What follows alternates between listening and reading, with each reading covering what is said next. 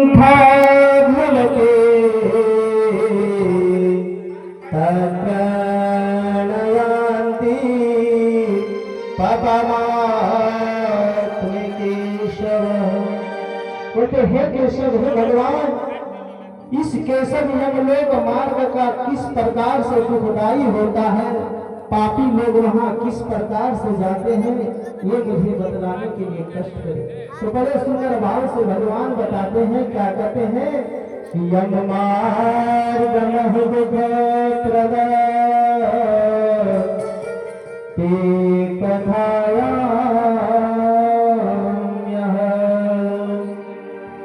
मन भक्तो त्वयभवस्यते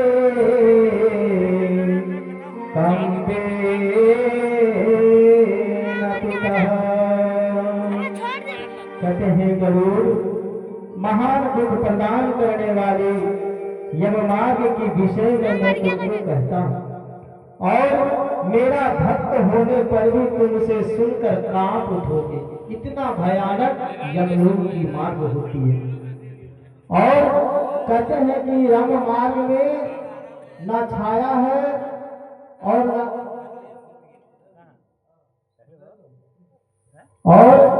न ही वहां पर किसी प्रकार के ठहरने का कोई व्यवस्था है।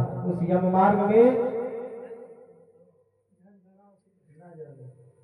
उस यम मार्ग में किसी प्रकार का कोई व्यवस्था नहीं है। उस व्यवस्था में क्या जाते हैं, एक अंगुष्ठा मार्ग का, जो कल हम आप लोग को बताएं, जो पीठ देते हैं उससे शरीर का निर्माण होता है।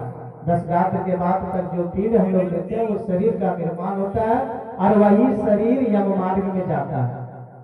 तो कहने का अर्थ है कि उस यम मार्ग में न कहीं वृक्ष है, न कहीं छाया है, और न कहीं पानी है, और न कहीं बैठने का कोई व्यवस्था है।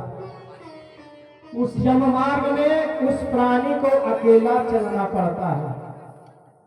रात दिन निरंतर उस प्राणी को उस राह में चलना पड़ता है। वहां पर कुछ नहीं पाया जाता है, और उस समय वो प्राणी नीचे की ओर देखते हैं, तब कहते हैं वो मेरा पुत्र था, वो मेरा बेटा है, लेकिन उस समय उस प्राणी के साथ जाने वाला कोई नहीं है। उस समय वो निरंतर प्राणी अकेला चलता जाता है यम मार्ग में। ऐसा होता है कि यम मार्ग में कहीं एक वृक्ष रहता है जिसमें 1000 कील लगा हुआ रहता है। अगर जरा सा भी प्राणी अगर हिलता है तो वो कील से उसे चुभाया जाता है। इतना कठिन यम मार्ग होता है। उसकी कथा बड़े सुंदर भाव से भगवान गरुड़ जी को सुना रहे हैं। कहते हैं कि तस्मेन गच्छते पापात्मा सितवाते नपीरितः कंठक वेद्यते ग्वयापि क्वचित् महाविषये। बड़े सुंदर भाव से कहते हैं कि उस मार्ग में जाता हुआ पापी बर्फीली हवा से विरक्त होता है। वहां पर इतना बर्फ की हवा चलती है, उस समय उस प्राणी के पास एक वस्त्र भी नहीं रहता है कि उस ठंड से हम बच सके। ये जीवन इतनी आसान है, यहाँ जब तक मनुष्य जीवित रहते हैं तब तक ये भूल जाते हैं कि हमें कभी कुछ वैसा कर्म करना होगा। लेकिन ये बड़े सुंदर भाव भगवान समझा रहे हैं कि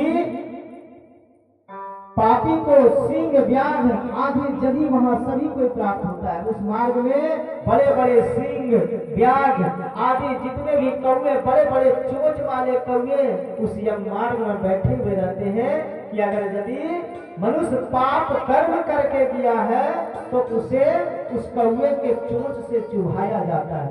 लेकिन जो सत कर्म करके गए हैं, भगवान का हरि स्मरण करके गए हैं, उस व्यक्ति के लिए वो राह जो है क्या होता है, फूल का वर्षा हो जाती है, और वहां से वो आत्मा स्वतः बड़े सुंदर भाव से पार हो जाते हैं। लेकिन जो प्राणी पाप कर्म करके किया है, जो किसी ने कभी किसी के साथ नहीं दिया हो, जीवन में हमेशा झूठ ही झूठ बोला हो, किसी को जो तड़पाया हो, तरसाया हो, ऐसे व्यक्ति को उस यम मार्ग में ले जाया जाता है। तो भगवान कहते हैं कि संतप्य कर्किणे, जिसे बालू कहते हैं, कर्किण, कर्किण मतलब होता है ककड़ीला पत्थर, और उस राह में इतना सूर्य की तप होता है कि वह जो है लाल हो जाता है, और उस कंकरीला पत्थर पर उस प्राणी को चलना पड़ता है। खींचते हुए यमराज यम मार्ग में ले जाता है। इसी प्रकार से उसमें इतनी तरह की कठिनाई मिलता है उस प्राणी को, जिसका कहना मुश्किल है। और भगवान कहते हैं कि गंधादिरह शास्त्रीयता दुखरो सिलक चिदा। जब इतने करने के बाद मार्ग मध्य ग्रहो यज्ञा घोड़ा वेतर नदी, तब जाके कहाँ आते हैं? वैतरणी नदी में।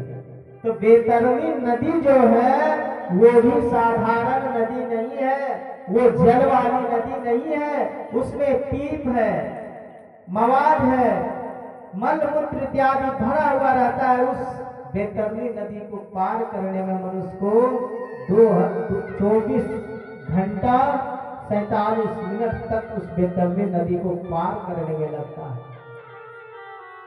जो मनुष्य सदगति किया हुआ राजा, जो धर्म आत्मा रहता है, जो पुनीत आत्मा रहता है, उसके लिए वो वैतरणी नदी एक गंगा जल के समान हो जाती है। लेकिन वही मनुष्य जो पापी पाप वाला रहते हैं, उसके लिए इतना मवाद पीप इत्यादि बड़े बड़े मगरमच्छों से घिरा हुआ रहता है, बड़े बड़े सर्पों से लगा हुआ रहता है, और उस सर्पों से घिरा हुआ उस आत्मा को इतना दर्द पहुंचाता है कि उसे अपने किए हुए पर पछतावा होता है, शर्मिंदा होता है, लेकिन उसके पास कुछ युक्ति नहीं बचता है। कहने का, गरुड़ पुराण सुनने का अर्थ ये होता है कि हे मूर्ख, तुम चत जाओ, तुम सुधर जाओ, तुम अपने कर्म योग में आ जाओ, अपने कर्म को करो, नीचे फल का मत चिंता करो। भगवान देने वाले बैठे हैं, कर्म भी ऐसा करो, कर्म भी ऐसा करो जिसे 10 आदमी सराहनीय करें। ऐसी कर्म करनी चाहिए मनुष्य को, लेकिन वैसा कर्म करने में संकोच हो जाता है।